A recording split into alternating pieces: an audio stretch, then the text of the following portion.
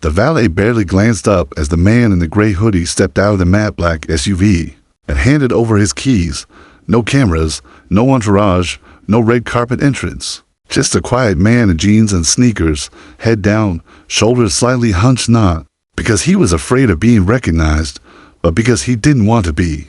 Vin Diesel didn't come to Torx tonight as a celebrity. He came as something far more important, an owner who wanted to see the truth. Torx wasn't just another glitzy celebrity restaurant in Los Angeles. It was his vision and upscale yet grounded place where both millionaires and middle-class families could feel welcome, where you could order a $200 Wagyu steak or a $25 pasta dish and feel like both mattered equally. He had built it with intention, hiring passionate chefs, curing the smallest details in the lighting, music, and plating. But Vin had learned something in Hollywood: appearances could be perfect, while poison grew beneath the surface, and the only way to really see a place was to walk in unannounced, unnoticed. As he pushed open the glass door, a warm rush of sound wrapped around him, cutlery chiming, low laughter, the hum of smooth jazz drifting from hidden ceiling speakers. Couples leaned in across candlelit tables, friends toasted, and servers flowed through the room like practiced dancers. Everything looked right. Everything looked beautiful. But that's what worried him. Vin's eyes scanned the room, not for fans, but for details, the kind that told real stories. A server near table 14 forced a smile that didn't reach her eyes. A dishwasher passed by with a quick nod, but didn't make eye contact. The air was rich with the aroma of garlic butter, seared meat, and something else: tension. Not thick, not obvious, just enough to raise the hair on the back of his neck. He spotted the manager. Tall, sharp-jawed, dressed in a navy blue shirt that was just a little crisp. Rick Calloway. Vin remembered the name from the hiring paperwork. He'd come with glowing references, long experience in hospitality, and an Ivy League level of charm. But tonight, he didn't look like a man managing a team. He looked like a man watching prey. His arms were folded, his jaw stiff, his eyes followed the staff too closely. It wasn't oversight, it was control. Vin moved through the restaurant, slowly, taking it all in. Just before reaching the bar, a sound stopped him, faint, muffled, barely audible beneath the clink of dishes and low conversation. A sob. He paused, frowning, and angled his head toward the hallway that led to the kitchen and break room. There it was again, soft, suppressed, someone crying and trying hard not to be heard. He walked quietly, each step slower than the last. As he passed the break room door partially open, he glanced inside and froze. A young woman stood with her back to him, her shoulders trembling. Her hands gripped the edge of a metal prep counter, white-knuckled, like it was the only thing holding her up. Her name tag read Emily. She wore the restaurant's black and cream uniform, now wrinkled and slightly stained, and her eyes, just barely visible in the reflection of a chrome microwave, were red. Another employee, a young man with nervous energy and a clean apron, stood beside her, whispering something urgent. Vin didn't step in, not yet. Instead, he watched, not to peer why but to understand. Emily's lips moved. She was saying something pleading. Maybe her voice was too low to hear clearly, but the desperation was unmistakable. The way she held herself wasn't just exhaustion, it was collapse held back by pure will. Vin's gut tightened. He had worked restaurant jobs when he was younger. He knew stress. He knew burnout. But this was different. This was the kind of cry that came from somewhere deeper. He stepped back into the main room and sat at the bar, asking the bartender for a water he didn't plan to drink. He kept his body calm, his face unreadable, but his mind was already racing. Someone in his restaurant, his team, was afraid, not overworked, not overwhelmed, afraid. And Vin Diesel had not come here tonight just to enjoy the food. He came to see the truth, and now that he wasn't leaving without answers. The water sat untouched in front of Vin as he leaned slightly forward, his elbows resting on the polished walnut counter.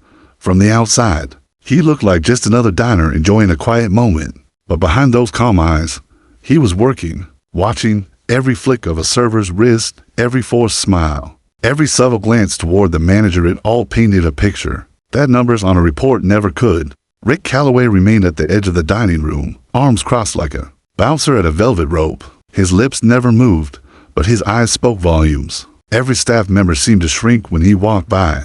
One hostess dropped a menu when he glanced at her. A busboy cleared a table quickly, knocking over a glass, and was rewarded with a death glare that froze the poor kid in place. It was the kind of fear Vin knew well, the silent grip of a man who didn't need to shout to control people. He just needed to exist in their space. And everything shifted. Vin's hand tightened around his glass. His instinct screamed to act now. But he didn't build his career or his integrity on impulse. He knew better. Predators like Calloway didn't leave bruises. They left confusion, doubt, silence. They were masters at cloaking abuse in policy, power and professionalism, and if Vin confronted him too early, Emily might be the one to suffer more. That's when Tyler stepped out. It was the same young man from the break room, the one who had tried to comfort Emily. His apron was crisp, but his face wasn't.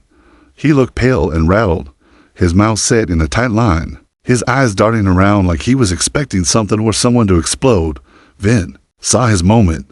He rose from the stool slowly, casually, and made his way toward the back, where servers reloaded their trays and prepared to head out to the floor. Tyler stood there, restacking plates with mechanical precision. His fingers trembled slightly. Vin approached with a quiet voice, just enough to be heard over the soft music and clatter of dishes. "Hey man, you got a pen?" Tyler looked up, startled, like a deer caught in headlights. Yeah, sure," he muttered, quickly grabbing one from behind the POS screen. He handed it over. Vin didn't leave. He didn't even look away. "Thanks," he said, then added, in a voice laced with quiet knowing, "Your friend back there, she seems upset." Tyler hesitated. His whole posture changed. He gripped the counter a little tighter and looked away. "She's fine," he replied to fast, to flat. Vin tilted his head, eyebrows slightly raised. "She doesn't look fine." Tyler swallowed. There was a long silence. Then he exhaled and whispered, "She's not." That was the crack Vin needed. A fissure in the fear. He kept his voice calm, steady. "Is it a customer issue?" Another pause, then a slow shake of Tyler's head. "No," he muttered, his eyes flicking unintentionally toward the front of the restaurant, toward Calloway. Vin followed his gaze. Then, back to Tyler. "She doesn't talk about it," Tyler added, voice barely above a breath. "But she's scared of him, Rick." The name fell out like a confession, heavy and dangerous. Vin didn't flinch. "He threatened her." "I don't know," Tyler said, shaking his head. "Not with words. Not directly. But he doesn't need to. Everyone here knows what happens when you cross him. Your shifts get cut. Ours disappear. And if you really make trouble." He trailed off. Vin leaned in, lowering his voice even further. "Has she said anything about being alone with him?" Tyler tensed. "She works almost every closing shift now. Just her, no one else. Says it's because she needs the hours. But she doesn't look okay when she leaves. She doesn't look okay when she comes in." The words hit Vin like a gut punch. He had suspected it. Now it was taking shape. Before he could ask more, a chill swept over them like a sudden drop in temperature. Tyler straightened like he'd been hit with a shockwave. Vin didn't even need to turn around. Calloway was approaching. Vin remained calm. Tyler, however, looked like his skin had gone paper white. "Everything okay over here?" Calloway's voice was too smooth, too even, a serpent's tongue wrapped in civility. Tyler snapped to attention. "Yes, sir. Just helping the guest." Vin turned, slow and easy, like he wasn't burning on the inside. "Just grabbing a pen. Tyler hears." "Been real helpful." Calloway nodded, but his eyes stayed locked on Tyler, lingering just long enough to reassert dominance. Then he clapped a hand on Tyler's shoulder, not friendly, but firm, controlling. "Let's stay focused." "Yeah. Yes, sir." Calloway smiled thinly at Vin. "Let me know if you need anything else." "I will," Vin replied. But the words weren't gratitude. They were a silent warning. Calloway walked off, and Tyler's shoulders sagged. His lips were drawn tight, like he wanted to say more, but couldn't. Vin gave him a small nod, then walked away. But he wasn't leaving. Not now. Not ever. He stepped outside for air, letting the door swing shut behind him.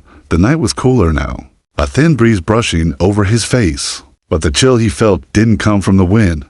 He stood on the curb, pulling his phone from his pocket. He didn't unlock it.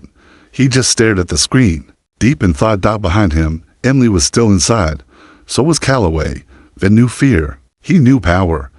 And he knew the exact kind of man who thought he could own both.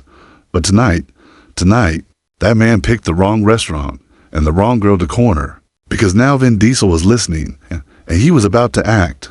Vin stood against the side of the building, arms crossed. The glow of the city humming in the background.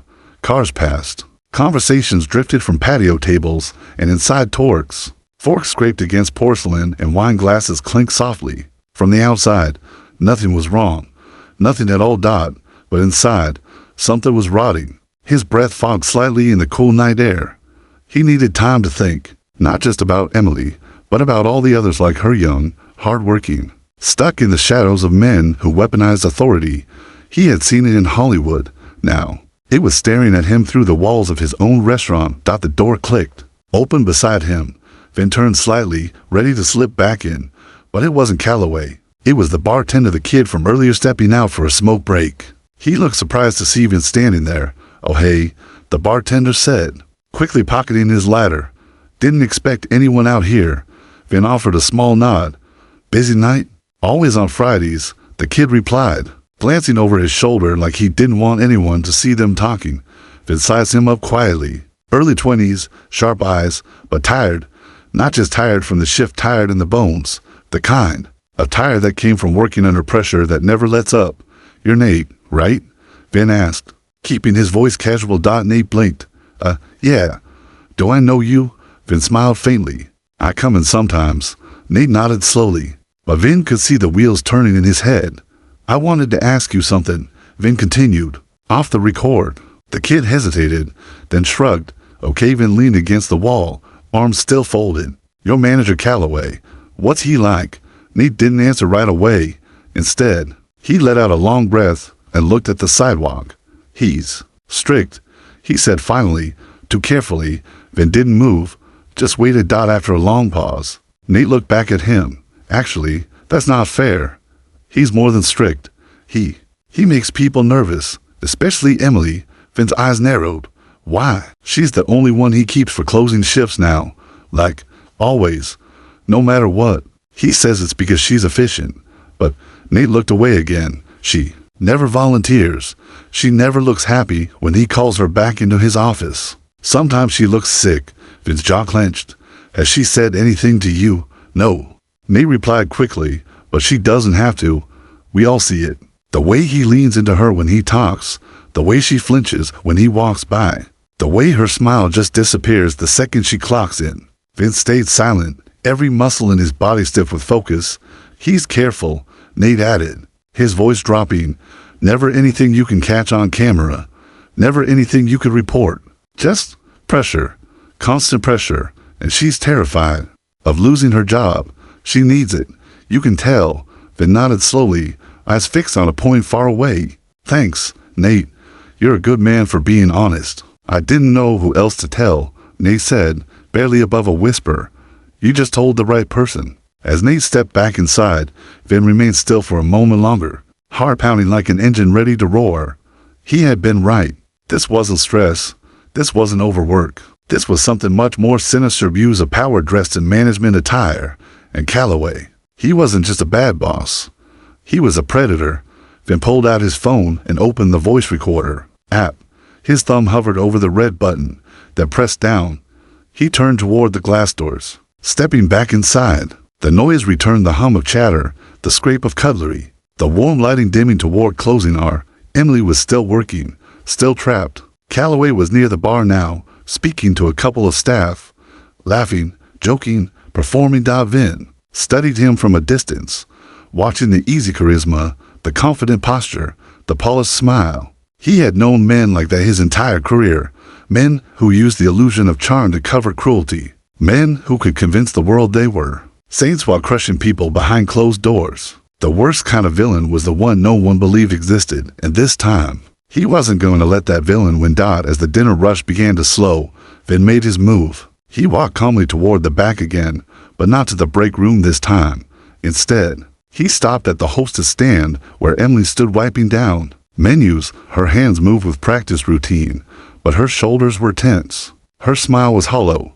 He waited until no customers were near. "Emily," he said softly. She looked up, confused. "Yes, sir. I need a moment of your time, please."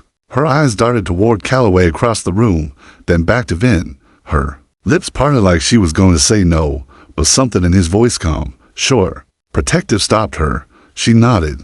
Okay. They stepped a few paces away, just far enough for privacy. I know you don't know me, Vin began, but I know something's not right, and you don't have to carry this alone. Her face shifted, first shock, then fear, then the kind of practiced smile people wear when they've been hiding something for too long. I'm fine, she whispered.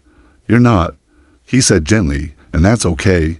You don't have to say anything. I just need you to hear this whatever Rick Calloway's been doing, it ends tonight. Her hands trembled. She looked down. I can't lose this job. You won't, Vin promised. Not while I'm here. Why are you doing this? She asked, voice barely audible. Vin didn't answer right away. He looked out across the restaurant, at the staff still working, at the man still circling them like a vulture. Because no one stood up for me when I was young and scared, he finally said. So now, I stand up for everyone else. She blinked. Then, for the first time, a single tear rolled down her cheek. Vin reached into his back pocket, pulled out his wallet, and flipped it open to a black and silver card embossed with gold letters. Torx executive owner, Vincent Sinclair Diesel. Emily gasped. Her eyes widened. The air in the room seemed to shift. Calloway saw them and froze. Vin met his gaze across the floor and smiled. The kind of smile that said, you're finished. For a moment, the restaurant held its breath. Vin Diesel, known to the world as a global action star, stood shoulder to shoulder with a trembling waitress named Emily. But here, under the soft golden lights of Torx, there was no Hollywood, no cameras, no stunt doubles. Just a man who had seen too much and a woman who had endured far too long. Calloway's face was still frozen in that halfway smile, the one he'd perfected over the years. The one that said, I'm in charge, and I know it, but now it twitched. At the corners, something had shifted in the room. It was in the way the servers paused mid-step, the way customers looked up from their wine glasses. Even the ambient music suddenly felt too loud. Vin didn't take his eyes off Calloway. Emily stood beside him, her breath shallow. She didn't know what came next. No one had ever stood between her and him before. Not like this. Calloway crossed the restaurant like a storm building under a polished surface. His pace was calm, but there was thunder behind every step. When he reached them, he offered a smile that didn't reach his eyes. Is there a problem here? He asked smoothly. Emily flinched, barely, but enough. Vin kept his voice level. No problem, he said. Just a conversation. Well, Calloway replied with a measured chuckle. Emily's on shift, and she has tables to attend to. We can't have staff wandering off. Emily looked at the floor, her voice caught in her throat.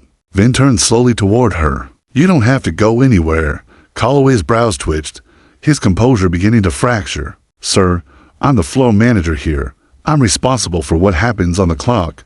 You may be a guest. But Vin pulled the card from his pocket again and held it up, not loud, not dramatic, just precise. You're right, Vin said. You are responsible for what happens on the floor, and I'm responsible for you. Calloway blinked. Excuse me, my name, Vin said slowly, is Vincent Diesel. I'm the founder, the investor, and the full executive owner of Torx. And I've been watching you. The silence hit like ATHUNDERCLAP. Across the room. Utensils stopped clinking. Nate froze behind the bar, halfway through polishing a glass. Tyler turned mid-tray and stared. Even the hostess, who had been halfway through seating a couple, turned and gaped. Calloway took a step back, then another. The blood drained from his face. I didn't realize. No, Vin said coldly. You didn't. That's the problem. Emily's breathing quickened. She looked like she might collapse. Vin turned gently to her. You're safe. You hear me? You don't owe him anything. Calloway's mask finally cracked. He looked around, searching for a lifeline. There's clearly been some misunderstanding. Whatever she told you, she didn't tell me anything. Vin cut in, his voice sharp. You did. Every time you looked at her like she was less than human. Every time you scheduled her alone. Every time she flinched when your shadow passed by. You told me everything I needed to know. Calloway opened his mouth, but the words didn't come. He glanced around the room and saw no allies. His charm had evaporated. His kingdom was falling. I think, Vin said coolly, we need to have a private conversation. In your office. Calloway hesitated, but Vin didn't wait. He turned and walked toward the hallway, toward the back of the restaurant. Every step echoed like a countdown, and after a long, Stiff pause. Calloway followed. They entered the office cold, clean, empty of warmth. The kind of space that looked tidy on the surface, but held ugly secrets in every drawer. Calloway tried to speak, but Vin raised a hand. Don't, just sit. The manager obeyed. Vin walked slowly around the room, observing it like a cop studying. A crime scene, you know. He said, I've met a lot of men like you. The ones who know the policies better than they know their staff. The ones who smile while they choke people's spirits. I've done nothing wrong, Calloway muttered, grasping for formality. I run this place by the book. Vin slammed a folder onto the desk. Printed time sheets, shift records. By the book. You've had Emily close alone for 23 nights in a row. Always clocking out after midnight. Always the last to leave. No oversight. No witnesses. Calloway didn't speak. Vin leaned in, eyes narrowed. You know what that looks like, Rick? Calloway shifted. She never complained. She was too scared. Vin snapped. And now she's not. Because I'm here, and I'm staying. Vin pulled out his phone. This is a recording, taken from earlier. Don't worry. California's a two-party consent state. I got her permission. He pressed play. Emily's voice, raw and trembling. If I don't do what he says, I'm gone. Tyler's whisper. You can't let him. He doesn't own you. The silence after the playback was suffocating. Calloway's lips parted, then closed. He looked small, shrinking in his chair. You thought no one was watching, Vin said. But I was. And now I'm done watching. He picked up the office phone and dialed corporate HR. Yes, he said calmly. This is Vin Diesel. I need immediate action taken. Termination of Rick Calloway. Yes, immediate. Effective tonight. He hung up. You're done, Vin said flatly. Hand over your keys. Calloway hesitated, then slid them across the desk with trembling hands. Vin stood. Get out. The man didn't argue, didn't scream, didn't even make excuses. He walked out of the office, a ghost of the man who had strutted through the dining room just hours before. Vin followed. Back in the restaurant, the energy had shifted entirely. It wasn't just the staff watching, it was customers now too, people sensing that something real, something righteous had just taken place. Vin walked up to Emily, who stood frozen, hands clenched at her sides. He's gone, Vin said softly. She blinked. Her body trembled.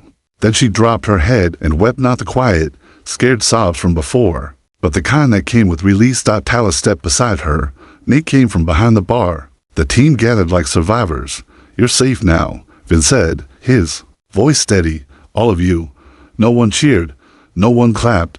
But something far more powerful happened. The weight lifted. The silence broke, and for the first time in far too long, hope filled the walls of Torx.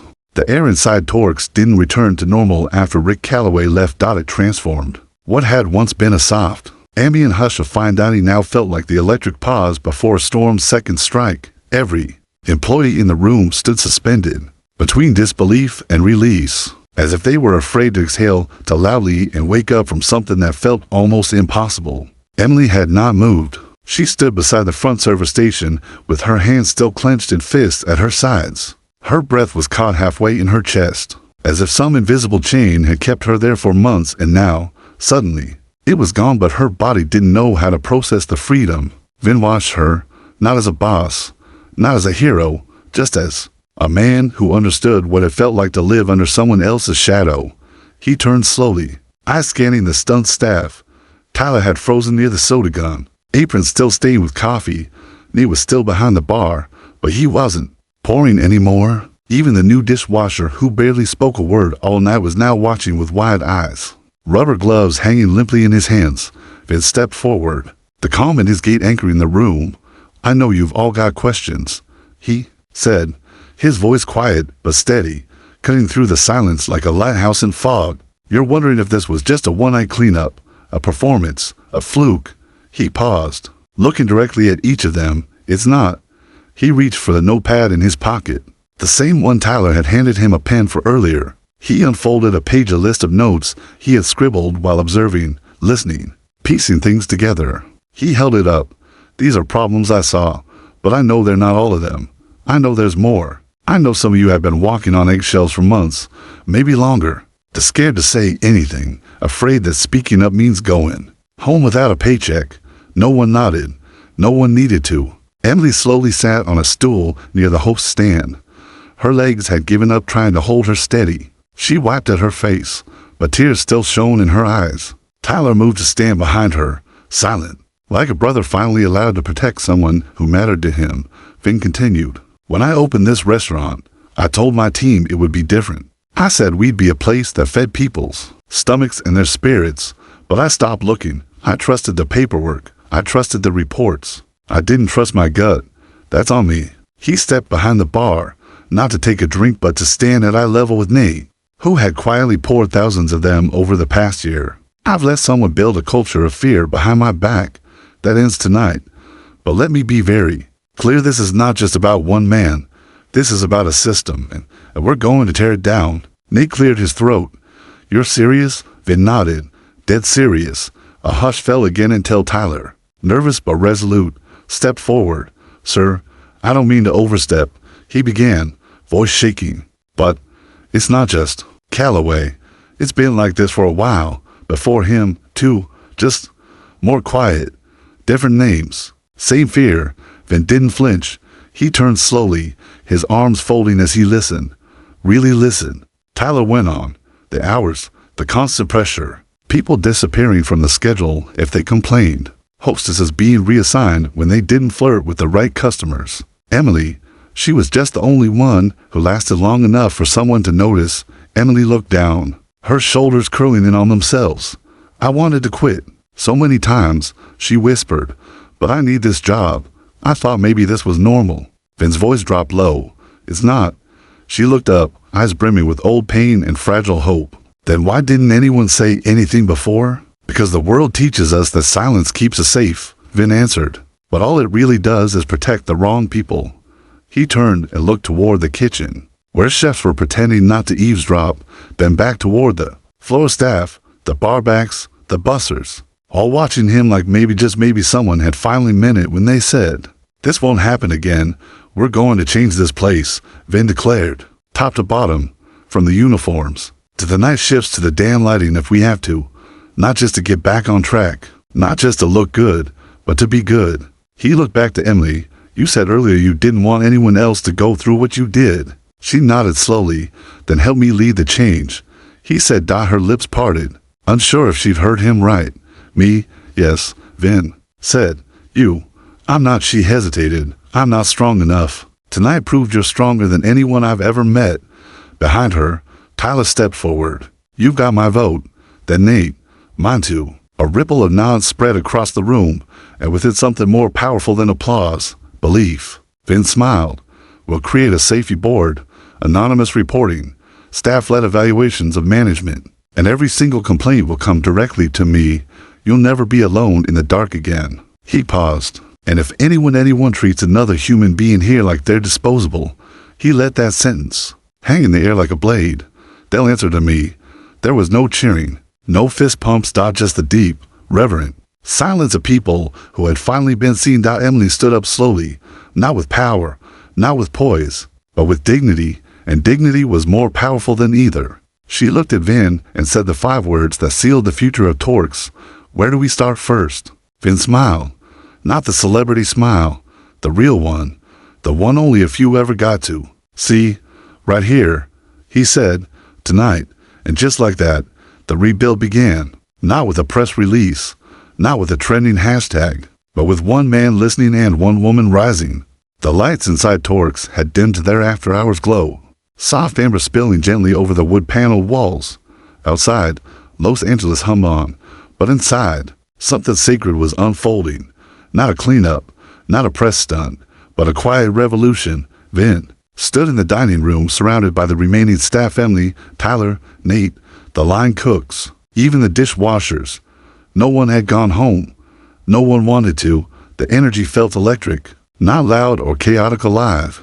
For the first time in a long time, they weren't clocked in. They were standing in their own truth. Emily had changed into her hoodie, hair pulled back, face bare. She looked tired, yes, but for the first time, the lines in her face didn't carry fear, they carried clarity. She had been silent for so long that even hearing her own voice earlier had felt foreign. But now, as she stood beside Vin, notebook in hand, She looked like someone who had survived something unspoken and stepped into something unshakable. Vin watched her lead the meeting. "We're setting new ground rules," she said, flipping to the first page. "No solo closing shifts. Ever again. We rotate in pairs, always." The staff nodded. Anonymous complaint box installed next to the break room. Physical and digital both go straight to Vin. Heads turned toward him. He simply nodded once, and Emily continued, "I'm proposing that we meet every month for a full staff open forum. No managers-only meetings. Everyone gets a voice." There was a beat of silence before Nate raised his hand, a smirk playing on his lips. "So, does that mean we get to vote on new uniforms too? Because these aprons make us look like butlers at a haunted mansion." Laughter broke the tension. Emily chuckled. "We'll add it to the agenda." Tyler stood. "I've got an idea. What if new hires go through employee-led onboarding? Like, we show them how things really work, not just what's in the training video." Emily looked at Vin. Vin raised both hands. "Make it happen." Every time someone spoke, a layer peeled off the old culture, and what remained underneath what was being built in its place was something real. Not just fair wages or legally safe practices, but dignity, humanity. After nearly 2 hours of open discussion, the group started packing up. Dishes clinked again, not from stress, but from a team putting their house back in order. As the last of the lights flicked off in the kitchen, Emily walked toward the front with Vin. They stood at the glass entrance, looking out at the street. "I never thought someone like you would walk into my life," she said softly. Vin smiled faintly. "I didn't walk in to save anyone. I walked in to see the truth." She turned to face him fully. "You saw it, and you faced it." They shared a look, not sentimental, not dramatic, just honest. Then she hesitated. "Vin, why did you really come tonight? You could have sent someone, an inspector, a mystery diner." He exhaled, slow and reflective. "Years ago, before the movies, before the fame, I worked a kitchen job where my shift manager used to scream at us, throw pans, threaten to get us blacklisted from every restaurant in the city if we ever told anyone. I watched good people fold under that pressure. One girl left mid-shift and never came back, and I didn't say a word." His voice dropped. "I was afraid. I told myself I couldn't lose the job. But the truth is, I didn't want to lose my place." He paused. "I never found her again. But I swore, if I ever owned something, if I ever had power, I'd use it for the people who didn't." Emily's eyes glistened, not with tears, but with something deeper. "Respect. Double quotes. You kept your promise," she said. Vin nodded. "But we're not done." A soft buzz came from his phone. He glanced at it, a text from his assistant. "News broke. TMZ already spinning it. Need a statement. Want me to say it was a misunderstanding." Vin didn't reply. Instead, he opened the Notes app and started typing. "Statement to press. Tonight, I walked into my own restaurant unannounced. I found strength in the quietest place, a team that had been surviving, not thriving. What I witnessed wasn't just policy failure, it was a breach of basic human respect. One employee's courage gave me the clarity to act. This wasn't a publicity stunt. This was leadership, and it won't stop at one restaurant." He hit send, and with that, the ripples began. By morning, the news had spread like wildfire. Vin Diesel fires restaurant manager in shocking late-night showdown. Hollywood star investigates own business, uncovers abusive work culture, Waitress finds ally. In most unexpected place, the owner himself, but Vin didn't care about headlines. He cared about what came next. Corporate called.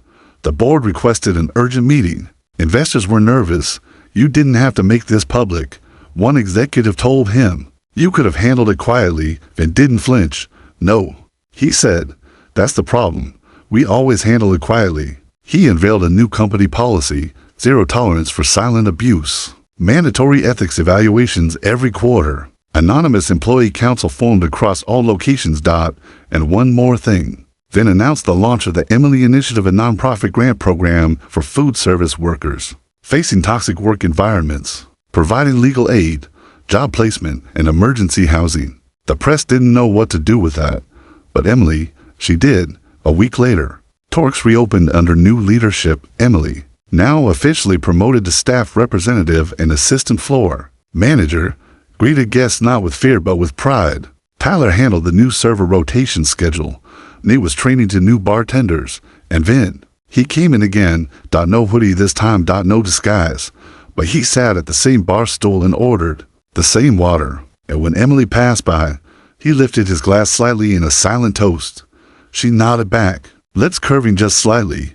Not everyone noticed, but the ones who mattered did, because real change, it doesn't come with applause, it comes with someone finally saying, not here, not anymore, and meaning it for good.